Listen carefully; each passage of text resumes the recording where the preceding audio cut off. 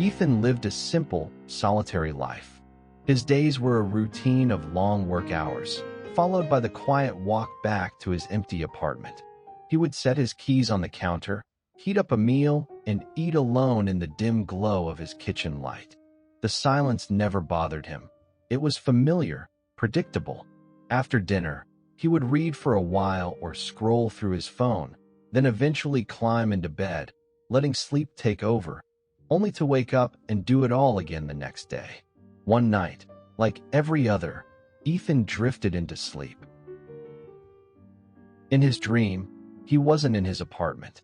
He wasn't anywhere he recognized. Instead, he stood in a vast, moonlit garden where the air smelled like rain. The world around him felt impossibly vivid, more real than any dream he had ever known. And then he saw her. She sat on the edge of a marble fountain. Her hair shimmered in the silver light, and when she noticed him, she froze. Their eyes met, and for a moment, neither of them spoke. Who are you? She finally asked. Ethan blinked. I don't know. Who are you? She hesitated. I have no idea. Something about the way she said it sent a shiver through him. She wasn't just a figment of his imagination. She was real, and somehow, she was as lost as he was. I don't think this is just a dream. It feels too real. Ethan nodded slowly.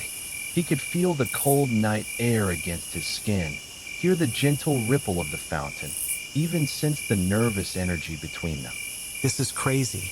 I've never seen you before, but it feels like I know you. Same here. But somehow, it feels like we were meant to meet. They stared at each other, the weight of the moment pressing down on them. What if... Hey, where did you... When Ethan woke up, every detail of the dream lingered vividly in his mind. It left him with an unsettling feeling, as if he hadn't been asleep at all. It didn't feel like just a dream. It felt real, like a life he had lived, but in another universe. All day, he thought about the dream, and most of all, about her. He wanted to experience it again, to see her once more. Hope I'll have that dream again tonight. Please, God, make it happen. I just need to see that woman. The day dragged on, and when the clock struck 6, he rushed home. He prepared his favorite dish, rice with mushrooms, and just before sitting down to eat, a thought drifted into his mind. It would have been nice to share this meal with her, that woman from his dream. The idea felt strange, almost foolish, yet at the same time, so natural. After a dinner, he landed on his bed. It was too early to sleep, but he wanted to dive into this dream so badly. A couple of hours of struggling, and he finally fell asleep.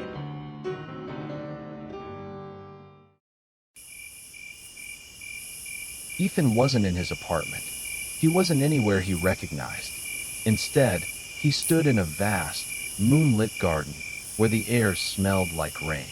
The world around him felt impossibly vivid, more real than any dream he had ever known. And then he saw her. Who are you? She finally asked. Ethan blinked. I don't know. Who are you? She hesitated. I have no idea. Something about the way she said it sent a shiver through him. She wasn't just a figment of his imagination. She was real, and somehow, she was as lost as he was. Where are we? What is this place? I don't know. But I think I know you, somehow. Same here. You look so familiar. They both had a storm inside them. They stared at each other, the weight of the moment pressing down on them. Let's have a little walk together. She agreed. They talked endlessly about everything they experience right now because their real lives remained a mystery. No memories of their careers, hobbies, or even their own names. It was as if their past had been wiped away, leaving them lost in a fog of forgotten identities. It felt like they were on a date just moments after being born, discovering each other and themselves for the first time. Wherever we are right now, it seems a beautiful place. I would love to. What? Where are you? Ethan woke up with a joy and sadness. He met her again, but not for long. He couldn't understand why their memories vanished in the dream. Ethan thought about it for hours and realized one thing. In my dream, I wore the same clothes as I had in reality. If dreams reflect reality in this way, maybe I could use that to my advantage next time. If there even is a next time. He had a plan and rushed home after work. As always, he prepared his favorite dish, rice with mushrooms, thinking to have that dinner with this mysterious woman, but unfortunately, he had to eat it alone. After dinner, he went to bed with a piece of paper in his pocket, containing his name, job, place of residence, and other details. A couple of hours of tossing and turning later, he finally fell asleep.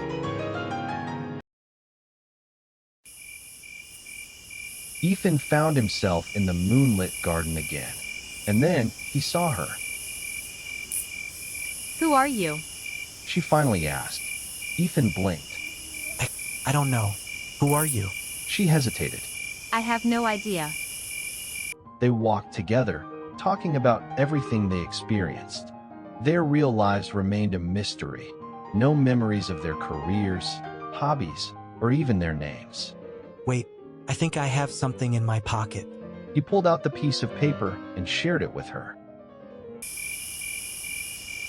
So, you're 30 years old, named Ethan, an economist living in Oofland? Yes, but I did not even know that until now. That's interesting. Do you have a paper like this in your pocket? She checked, and to her surprise, she found one. Wow, can you read that for me, please? Sure.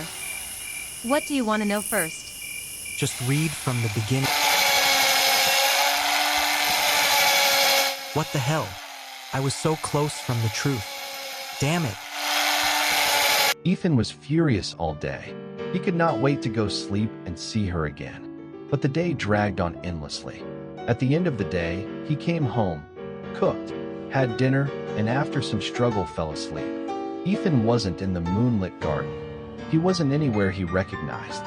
He walked for hours. The city was empty. Not a single soul. This is a weird dream.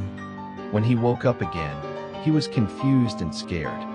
Oh my God, where is she? I want to see her beautiful face and look into her eyes and tell her how much I love her. He kept having that dream, but she was never there anymore. Day after day, he hoped to see her again, but she never appeared.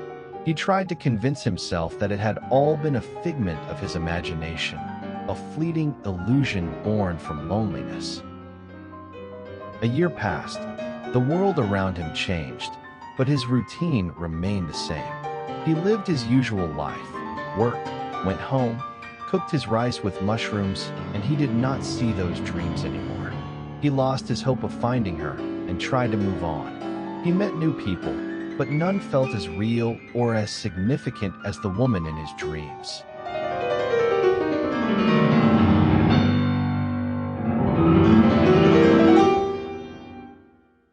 Hey Uffy, do you have an interesting story like this one? If so, share it in the comments, and it might be featured in the next video. Don't forget to leave a like and subscribe to become a citizen of Oofland. See you next time.